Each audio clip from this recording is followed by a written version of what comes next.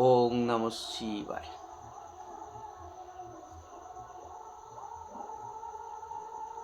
যাদের দোকানে খরিদ্দার আসতে চায় না, বেচা কেনা খুব কম হয়,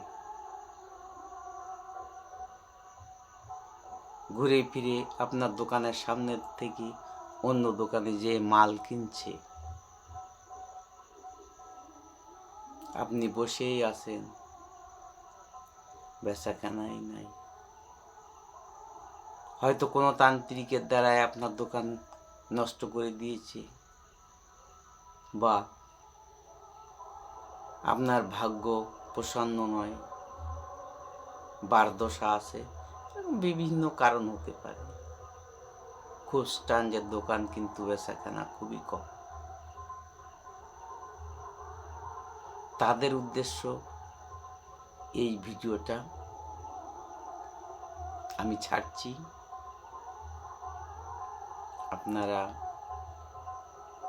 যদি ঈশ্বরের প্রতি বিশ্বাস থাকে, তন্ত্রমন্ত্র বিশ্বাস করেন, তো এমন তো অবস্থায় যে দোকানদার বিশ্বাস করবে বেচাকেনা খুব কম হয়, তারা এই কর্মটা করবেন, দেখবেন আপনার দোকানে বেচাকেনা বেড়েই চলেছে। আমি কয়েকজনকে দিয়েছি, তারা রেজাল্ট ভালো বলেছে যে হ্যাঁ, আপনার এই বিদ্যাটা খুব ভালো। তো আসুন পদ্ধতিটা কি আগে বলি। রবিবারের দিন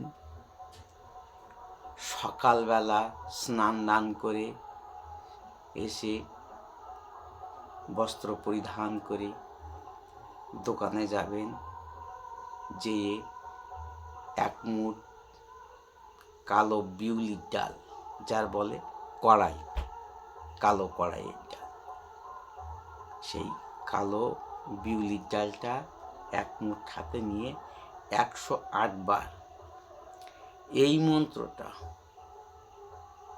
অভিমন্ত্রিত করে দোকানের ভিতরে ছড়িয়ে দেবেন। পারলে দোকানের বাইরে একটা গন্ডি কেটেও দেবেন ওই বিউলির ডালে। এখানে একটা ওখানে একটা অল্প অল্প অল্প অল্প করে ফেলতে ফেলতে ঘুরবেন, দেখবেন খরিদ্দার আপনি চলে আসবে, বেচা কেন বেড়ে যাবে। তো মন্ত্রটা সাবর মন্ত্র, কামরূপ কামাখ্যা মন্ত্র, গুরুমুখী মন্ত্র। তো মন্ত্রটা শুনুন, বলছি, সবাই আস্তে আস্তে লিখে নেবেন বা শিখবেন ভিডিওটি দেখে দেখে। भंगबर बीर तू चला मेरा दुकान, खोल दुकान कहा कर मेरा, उठे जो दंडी बिके जो माल, भंगबर बीर की सोहंग ही जाया। এই মন্ত্রটা 108 বার অভিমন্ত্রিত করে বিউলির ডালে দোকানের ভিতরে ছড়াবেন, দোকানের চারিদিকে গণ্ডির মতো ফেললেও। তো মন্ত্রটা আবারও শুনুন। ভংবর বীর তু চালা মেরা, খোল दुकान कहा कर मेरा, उठे जो दंडी बिके जो माल, भंगबर वीर की सोहन नहीं जाए। এইভাবে অভিমন্ত্রিত করে কাজ করবেন, অবশ্য আপনার দোকানে বেচাকেনা হবে। মন্ত্রটি এই পর্যন্ত।